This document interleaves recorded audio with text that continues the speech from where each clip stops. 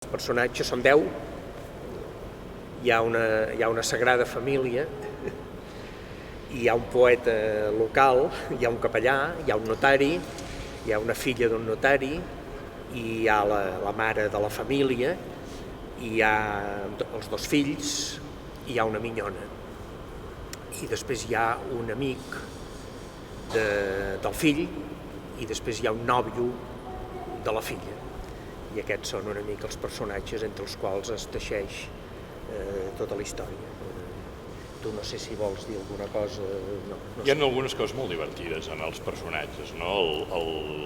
L'amic que ha conegut el fill de la família als Estats Units, a la School of Management, mentre ell està estudiant a Yale el Bloom, a la Shakespeare, ve d'una família que s'ha dedicat a fer-se ric venent sabons degut a que el país ha estat sempre ple de brutícia i diu en un moment determinat que amb la brutícia que està sortint avui per avui la família es farà molt més rica i per tant això ja explica moltes de les mecàniques d'una ironia ideològica que hi ha dintre. És una obra profundament política, però profundament juganera amb aquesta consciència ideològica. D'aquest tipus, no?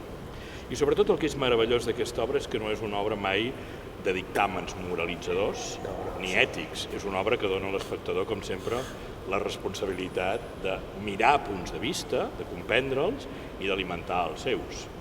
Jo potser diria que en la teva escriptura, Narcís, al final, que acaba malament, com acaben totes les obres bones... És una òpera. Exacte. Les òperes no acostumen a acabar. Al final, des de la teva escriptura, hi havia una mica menys d'ambigüitat sobre si l'intent de suïcidi del protagonista era un intent de suïcidi real i que acabaria tràgicament o no. I potser en el muntatge aquesta ambigüitat s'ha anat estovant una miqueta i l'hem radicalitzat una mica, i sembla més aviat que aquesta passió acaba com acaba el seu referent històric, no? Acaba potser més clarament amb la idea de la mort real del protagonista, perquè sense una expiació no hi ha una resurrecció. I no hi ha futur. Està clar. Per tant, és una obra metafísica, repeteixo, metafísica, molt física, molt musical. Quan dic metafísica vull dir que hem trobat una sintaxi escènica gens convencional i a mi em fa molta il·lusió que haver perdut una mica el respecte que la sala gran s'havia d'endreçar als espectacles des d'un vocabulari escènic que no s'entès a ningú, Déu-nos en guard, que i penso que el Teatre Nacional ha d'arriscar i ha d'arriscar de dalt a baix i la seva sala gran també ha de ser paradigma d'un teatre que evidentment no vol deixar fora ningú, perquè penso que fem un espectacle a l'abast de tothom, però amb un nivell de risc i de compromís estètic important. I el que penso que també és important és que això sense abandonar el públic, perquè hi ha un punt de...